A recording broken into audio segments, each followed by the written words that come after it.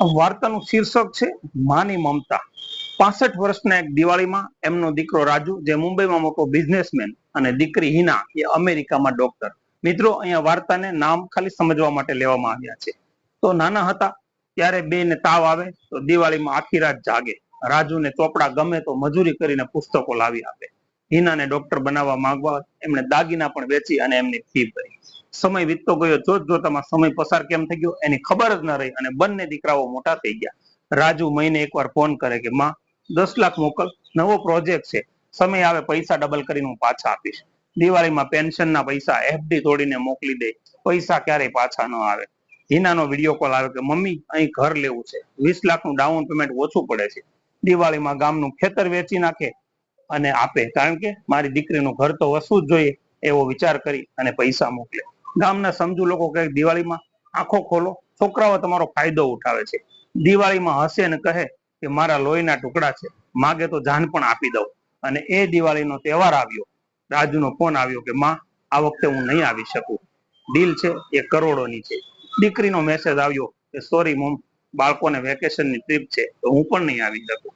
મારી એકલા થાળીમાં 2 દીવા, આંખમાં આંસુ, અને અચાનક છાતીમાં દુખાવો ઉપડ્યો। પડોશી દવાખાને લઈ ગયા, ડોક્ટર કહે હાર્ટ એટેક છે, તરત ઓપરેશન કરવું પડશે, અને ઓપરેશનનો 3 લાખ જેવો ખર્ચો થશે। દિવાળીમાં એ કીધું કે દીકરાને ફોન કરો, તો દીકરાનો ફોન સ્વિચ ઓફ આવતો હતો।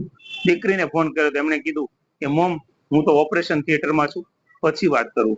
પાડોશીમાં રહેતા એક હરિભાઈ નામના વ્યક્તિ આ બધું સાંભળી ગયા, અને એને પોતાનું ખેતર ગીરવી મૂકી અને 3 લાખ રૂપિયા આ દિવાળીમાં જીવ બચાવવા માટે એમને કર્યા। આ વાતના બરોબર 1 મહિના પછી દિવાળીમાં સારા થયા। એમનો દીકરો અને દીકરી સોરી માં, બિઝી હતા એમ કહી અને વાતમાં ફોન મૂકી દે। એક દિવસે વકીલ આવ્યા, દિવાળીમાં કીધું કે તમારા નામની બધી જ પ્રોપર્ટી, બેંક બેલેન્સ, ઘર, બધું તમે હરિભાઈના ટ્રસ્ટના નામે કરી દીધું છે। દિવાળીમાં હસ્યા કે હા ભાઈ, મારા છોકરાઓને મારો પાસવર્ડ ખબર પડી ગયો હતો। મમતા એ પાસવર્ડ રોજ મારું એકાઉન્ટ ખાલી કરતા હતા, અને હવે એ પાસવર્ડ મેં બદલી નાખ્યો છે।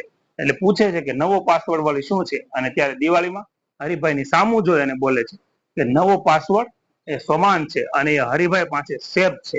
હવે માની મમતા લૂંટાશે નહીં, પરંતુ વેચાશે પણ। બીજા દિવસે રાજુ અને હિનાનો ફોન આવ્યો કે માં, અર્જન્ટમાં 20 લાખ રૂપિયા જોઈએ છે। દિવાળીમાં એ ફોન હરિભાઈને આપ્યો, અને હરિભાઈએ કહ્યું કે બેટા, દિવાળીમાંનું 51 હવે માં નહીં પણ સાસુમાં ચલાવે છે, અને સાસુમાં હિસાબ માંગે છે, એટલે હવે તમને આ પૈસા નહીં મળે। મિત્રો, આ વાર્તાનો બોધી છે કે માની મમતા બેંક નથી કે જ્યારે જોઈએ ત્યારે તમે પૈસા ઉપાડી લ્યો। માં ભગવાન છે, પણ ભગવાનને પણ અંધશ્રદ્ધાળુ ન બનાવો। જે બાળકો માની કે પિતાની આંખોના પાણી ન સમજે, એમના આંસુને ન સમજે, એમને પરસેવાની કિંમતને ન સમજે, ત્યારે એમની પોતાની જીવનની શું કિંમતને સમજે। મિત્રો, આ વાર્તાનો સારી છે, ઘણી બધી વડીલો અને વૃદ્ધો આવેગમાં આવી અને સંતાનોને બધું આપી દેતા હોય, અને અંતે સંતાનો મોઢું ફેરવી જતા હોય છે। મિત્રો, આપને કેવી લાગી આ વાર્તા? મા બાપ જીવતા હોય ત્યારે સાચવે, પછી ફોટા મૂકી અને રડવાથી કઈ નથી થતું। દોસ્તો, આપને જો આ વાર્તા ગમી હોય તો અમારા આઈડીને ફોલો કરજો, અને વધુમાં વધુ પ્રતિભાવ આપજો, અને વધુમાં વધુ શેર કરજો, અને આવી જ વાર્તાઓ સાથે જોવા માટે અમારી સાથે જોડાયેલા રહેશો। Thank you. જય હિન્દ, જય ભારત, જય જય ગરવી ગુજરાત।